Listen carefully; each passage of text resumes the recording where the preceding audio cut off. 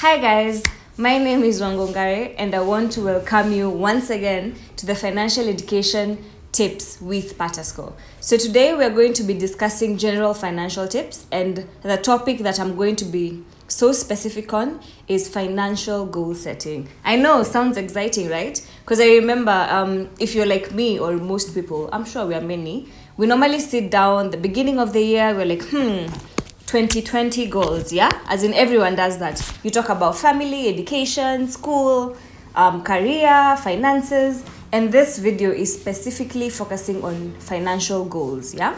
So I was having this discussion with a few colleagues and a few friends, and it's very easy to sit down and make up goals purely based on feelings and fantasy. Like, it's very easy to sit down and say, kale ka Benz kana kapua, I also want to have that Benz. It's going to cost me sijui maybe like 3.5 million. This is assumption, yeah? And then you just like panga financial goals according to that, but you're not even looking at your current financial status. So the reason that we're having this discussion is because we want to be able, like, I would want you guys to be able to set realistic financial goals that actually don't discourage you at the end. Because the whole point of having goals is not to fail, it's to actually achieve this. And if we plan, as the common quote goes, if you don't plan for something, then you're planning to fail. And that's the one thing that we want to eradicate. So when it comes to setting financial goals, the first thing that one should ensure is to understand, where do I stand with my money? Because remember, as we always say, finances are very, very personal. And like, to give you an example, I have a sister and I have a brother, yeah? So we all sit in a room and we're discussing our financial goals.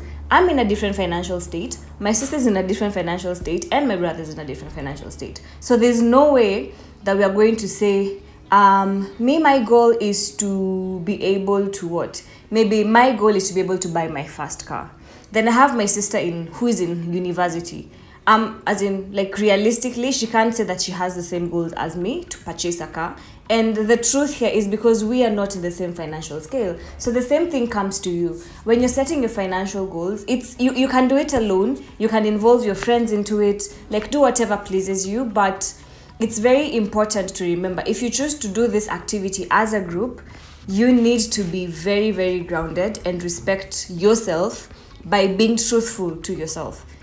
So the first thing you need to do is to understand, where do I as an individual, so where do I as Wango stand with my finances? How much do I make every month? How much do I owe? It's very good to know, hizi madeni zote uko nazo, like, list them down. How much money do I owe people? Have I taken a loan somewhere? Do I need to repay this loan? Do I have a loan from a friend or a loan from a family member?